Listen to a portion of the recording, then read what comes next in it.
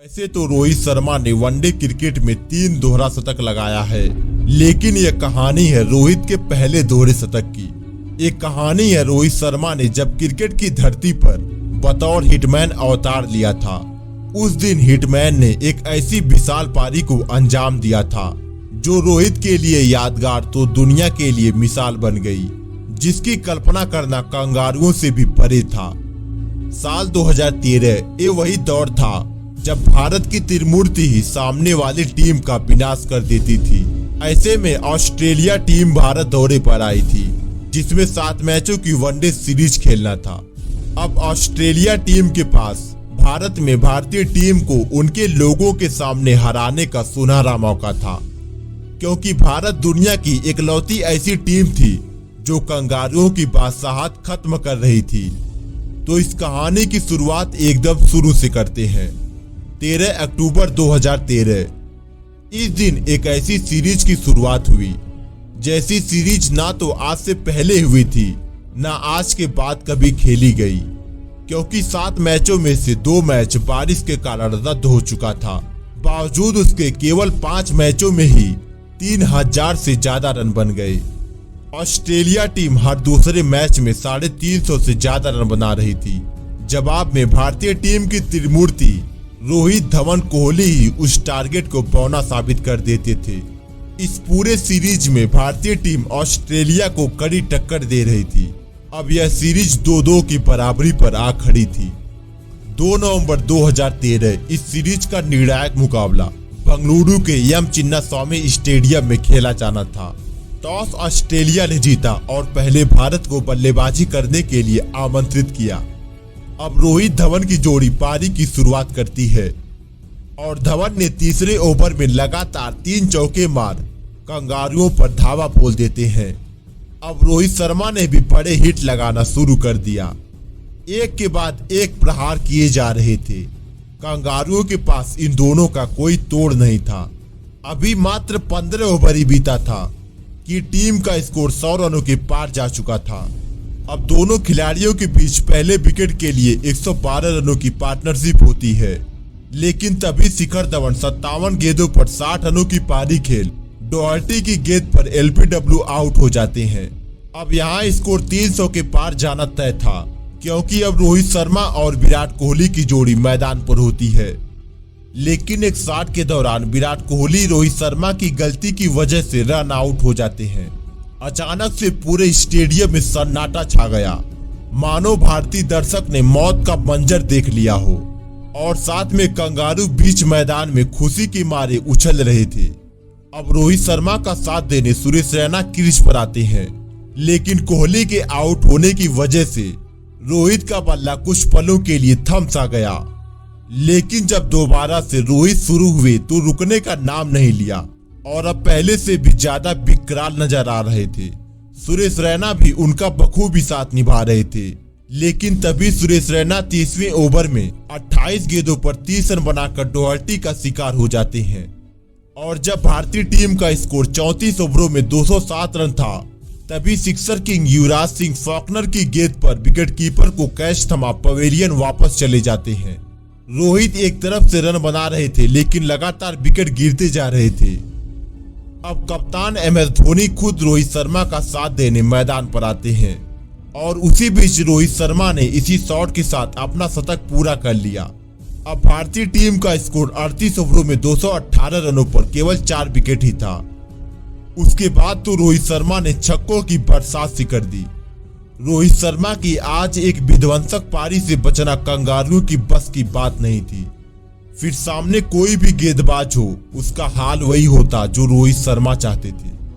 अब ऐसा लग रहा था कि उनको पता ही नहीं है कि क्रिकेट में सिंगल डबल भी लिया जाता है। धोनी भी रोहित शर्मा का बखूबी साथ निभा रहे थे और शानदार बल्लेबाजी कर रहे थे। और अब देखते ही देखते रोहित ने 46 ओवरों तक अपना 150 का आंकड़ा भी पार कर लिया। अब पहले पारी का 4 ओवरों का खेल बचा था। स्कोर 299 रन था। उसके बाद डॉल्टी के 1 ओवर में रोहित शर्मा ने 26 रन कोड़ दिया। अब छक्कों की प्रलय आ चुकी थी, जिसे रोकना किसी की बस की बात नहीं थी। अब यहाँ से हर ओवर में लगभग 20 रन आ रहा था तभी 50वें ओवर की पहली गेंद पर रोहित शर्मा ने छक्का जड़ अपने करियर का पहला दोहरा शतक लगा दिया। इस बात का जश्न रोहित से ज्यादा विराट कोहली मना रहे थे, क्योंकि यहाँ एक शतक रोहित शर्मा का था तो वहीं दूसरा शतक कोहली का था। रोहित के लिए यह पारी सबसे खास थी, क्योंकि यह एक निर्णायक मुकाबले में आई थी। साथ में अब सचिन सहवाग के बाद रोहित शर्मा का नाम भी दोहरा शतक लगाने के मामले में जुड़ चुका था। उसके बाद रोहित शर्मा के 209 और MS धोनी के 38 गेंदों पर 62 रनों की तूफानी पारी की मदद से भारतीय टीम ने कंगारुओं के सामने 383 रनों का पहाड़ जैसा टारगेट सेट किया। यह टारगेट तो बहुत ही बड़ा था, लेकिन सामने थी ऑस्ट्रेलिया, जो तब तक हार नहीं मानती जब तक मैच की आखिरी गेंद न फेंकी जाए। अब कंगारुओं को यह मैच और यह सीरीज जीतने के लिए 384 रनों की जरूरत होती है। अब ऑस्ट्रेलिया टीम मैदान पर आती है, लेकिन 7 रनों पर मोहम्मद शमी ने एरॉन फिंच को LBW आउट कर दिया और कंगारुओं को पहला झटका बहुत ही जल्दी दे दिया।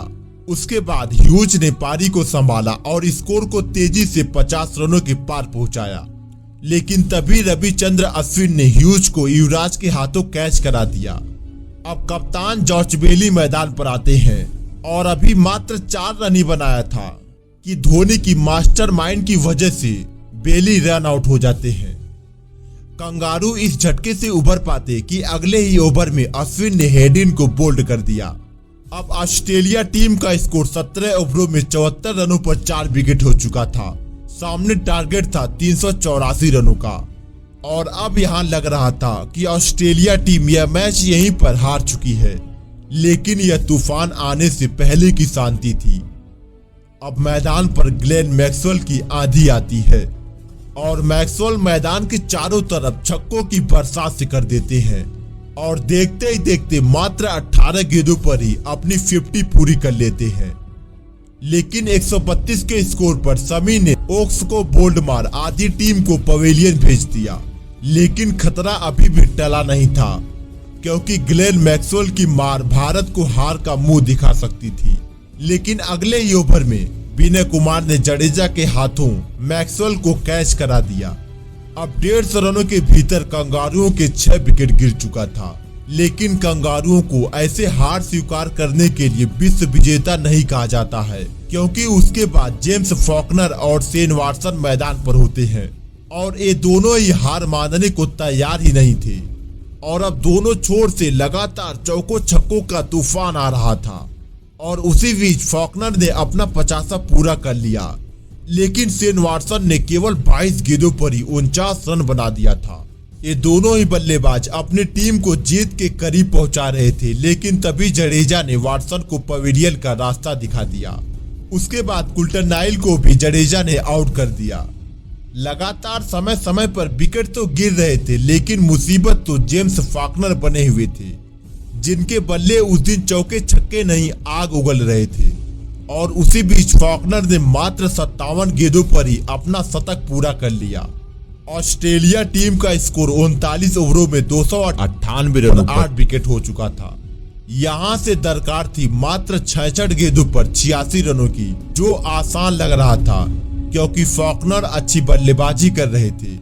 लेकिन भारत के लिए अच्छी खबर यह थी कि भारत को केवल 2 ही विकेट की जरूरत थी। उसके बाद भी फॉकनर रुकने का नाम नहीं ले रहे थे, लेकिन जडेजा ने माकिया को बोल्ड कर दिया। उसके बाद शमी की गेंद पर फॉकनर आउट हो जाते हैं।